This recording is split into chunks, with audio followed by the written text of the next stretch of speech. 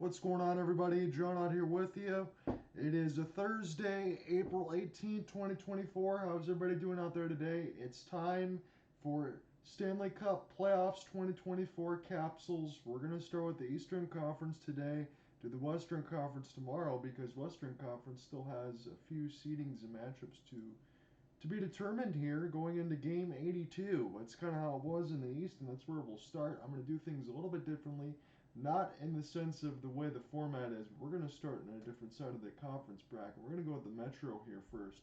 So for the Eastern Conference, I have titled in question marks. Again, I'll have all the notes in there for you as well when this all gets posted at Hopeless Sports Guy. But prepare for beatdowns, question mark, because maybe that's how we see the first two series. That's why I want to start here to begin with. So first in the Metro, won the President's Trophy, the New York Rangers, 55-23-4. 114 points and a plus 53 versus the Metro wildcard number 2 Washington Capitals, 40-31-11, 91 points and a minus 37. Head coach by Peter Laviolette for the Blue Shirts, Spencer Carbery for the Caps. So it's President's Trophy winners versus minus 37 goal differential. Revenge on the Mind versus Opportunistic, or Lindgren, if you want to just call it that. So stats on Centerpiece. We'll start with the Rangers here. Panarin, all 82 games played, 49 goals, 71 assists, 120 points, plus 18, 120 points. And yet there's probably still people out there that say Artemi Panarin's not worth it. I wonder. Vincent Trocheck, all 82. Again, he's getting paid the same amount of money as Andrew Kopp for the Detroit Red Wings. 25 goals, 52 assists, 77 points, plus 16. Chris Kreider, again, all 82. 39, 36, and 75 for a plus 19. And Mika Zibanejad, even in a little bit of a down year for Mika toward the second half, still very good. 26, 46, 72, plus 15. On the other side for the Caps, Dylan Strome has been one of the best signings that the Caps have made over the years. All 82 games played, 27 goals, 40 assists, 67 points, minus 13. Ovi, really good second half. Maybe the break from the All-Star and everything else he did gave him a good respite that he needed. 31 goals, 34 assists, 65 points in 79 games, minus 22. Tom Wilson, again, not a lot of points here. So you go from Strome, 67, Ovechkin, 65. The next closest is 35 with Tom Wilson. 74 games played, had a little bit of a suspension served. 18 goals, 17 assists, 35 points, and a minus 19. So offensive drop-off there for the Caps. But let's get into the premium defense. Adam Fox, 72 games played, 17 goals, 56 assists, 73 points, 21 on the plus-minus. Erik Gustafsson, 76 games, 6 goals, 25 assists, 31 points, plus 3. K'Andre Miller, 80 games played, 822, 30, plus 5. Jacob Trouba, 69 games played, a little bit of a suspension for him as well. 319.22, minus 4. John Carlson, still very elite. 10 goals, 42 assists, 52 points, minus 7. Rasmus Sandin, 320.23, 13. Hopefully Rasmus will be ready to go by the time the postseason starts on Saturday. Nick Jensen, Ethan Bear are out. Again, Nick Jensen was stretchered off the ice. I'm not sure when he's going to come back, but they will miss him on the top 4 side. But can Vincent, Iorio, Dylan Mcllrath play on a postseason level? Because that's what Washington might have to go up against in this portion of it, not having the depth. So here's where we are. New York. They won the President's Trophy. They're full of depth. We talked about what happened last year with the New York Rangers, didn't we? And hell, Alec Nava and I covered the thing alongside Ian. And we're looking at it and saying, hey, I got it toward the first and second intermission, and I was so upset. And again, I'm not even a Rangers fan. It's more for LGRW for me. But when you think about it, New York had so much depth, and yet still, they got destroyed in Game 7 against New Jersey Devils on home ice at MSG. Didn't see that coming. But New York, again, full of depth. Alex Wimberg doesn't have to carry the team and should be comfortable in the bottom 6 as a pickup. Smart pickups in the end, not trying to just hit home runs across the place. This is also a team in the Rangers that can frustrate defensively, and that's a problem for the Caps because that's what they try to do. The knock is that the Blue Shirts need the power play to do the majority of the damage, and they can be had with 5-on-5. That is what you think about. The Blue Shirts power play, again, very elite. We'll get into some of those numbers. But who steps up for Washington? Because if this team can't suppress shots and get a heroic effort for Charlie Lindgren, I can't see a pathway here logistically. Now for Washington, they win low-scoring games 2-0, or they can get smacked around and drop 7-2 results. This is not a team that wants to push the pace. And when you think about the Blue Shirts, they can kind of do both. So where does that put you and where does that leave you? So for New York, goals for, 282, which was 6th. For goals for Washington out of 32 teams, they're 28th with 220. Only Chicago, San Jose, Anaheim, and Seattle were worse than Washington as far as putting pucks in the back of the net. Goaltending matchups.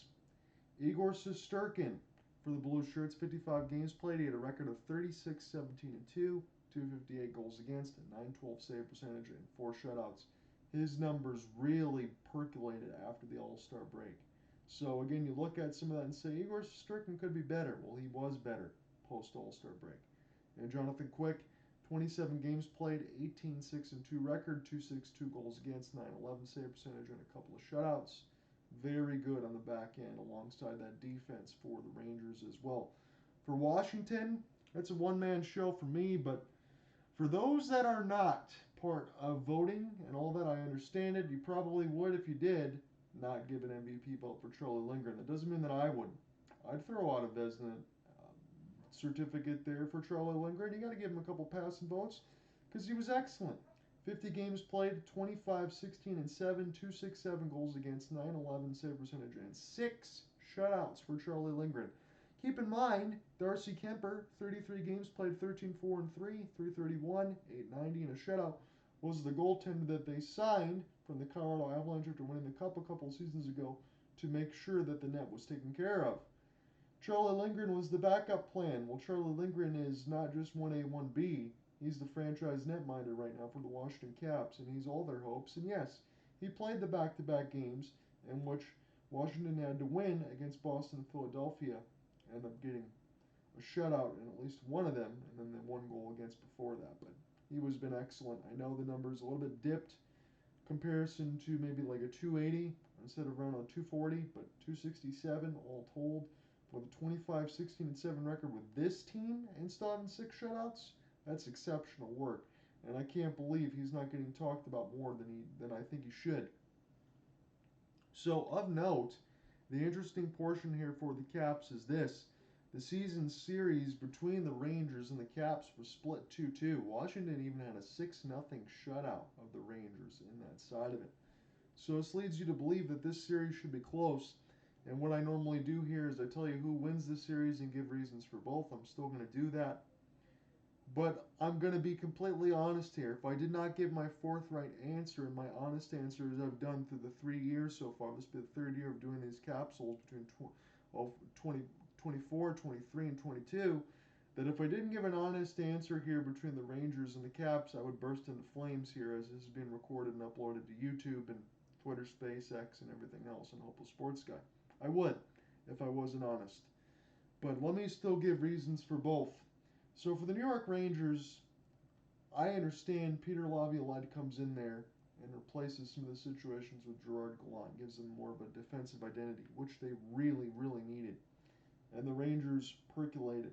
Artemi Panarin, excellent. I don't mind a little bit of dip in numbers there for Mika Zibanejad, because Chris Kreider, Mr. Consistency, Vincent Trocheck, same damn thing. Everybody's been good. It's a deep team. They can roll between their top 6, bottom 6, no problem. And you feel good. And the defensive side there for Adam Fox, he's still a Norris Trophy candidate. I know that K'Andre Miller probably took a dip that I didn't want to see as much, and Jacob Trouba wasn't as available. Yet Igor Shesterkin's still back in the goal crease, and Jonathan Quick was an excellent pickup. I see no reason why the Rangers don't win this series in 5 games. I understand what can happen on the other side for Washington and what they like to do about a knockdown, drag-out, muck kind of game where they get it in the mud and try to slow it down and limit the opportunities, but the Rangers can do that too, and they have so much more offensive firepower that it's going to be awfully difficult for the Capitals to even win this series. Now, the thing for the Caps is this. If this was a best of 3, if this was like wildcard baseball, or even when it used to be 1, or even a best of 3, maybe a best of 5, but that's stretching. But if it was 1 or best of 3, I could see the Caps. probably getting something done. But in a best-of-7 series against the New York Rangers, from the way this is going, considering how limited the Caps are, again, minus 37 goal differential, we're talking about a difference about 95 around that side for goals in between. If you go all the way and then go to even and then all the way up, that's as much of a difference that there is between these two as far as goals for and differential.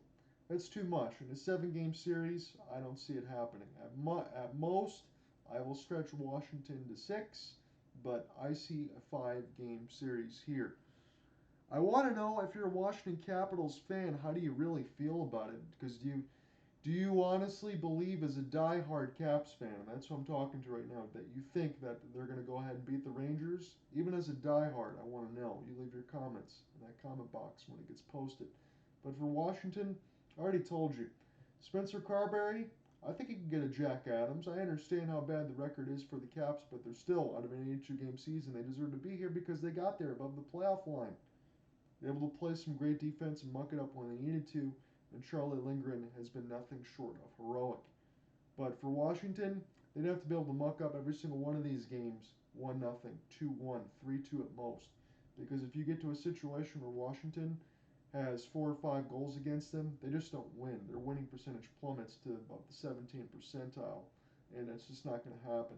So if they can muck it up and keep it close, I could see Washington get to 6 games, but I'm going to take 5 games for the sake of argument and split that difference.